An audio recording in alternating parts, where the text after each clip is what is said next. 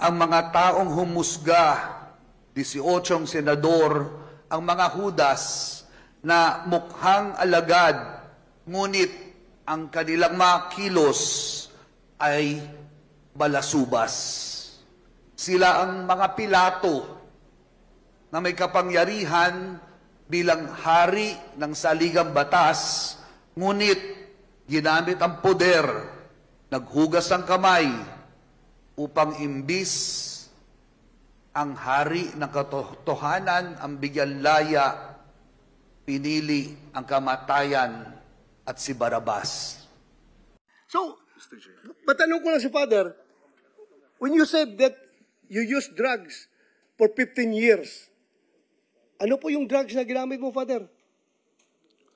Shabu po, o bago pa mag-shabu. Pare ka na noon? Siyempre hindi pa ho. Hindi ka pa pare. Natural po. So, 15 years.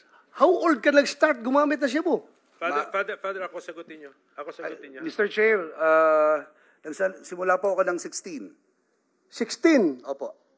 16 plus 15, that's 31. Kailan ka naging pare? 2006. 2006. How old were you? 2006. 31 ho. 31. So meaning, nasa loob ka pa ng seminaryo, gumagamit ka na Meron Shabu. po akong tinatawag na relapse, Mr. Chair. Relapse. That's good. I congratulate you for reforming your life. And being a good example. I congratulate you. You're a good example to this community.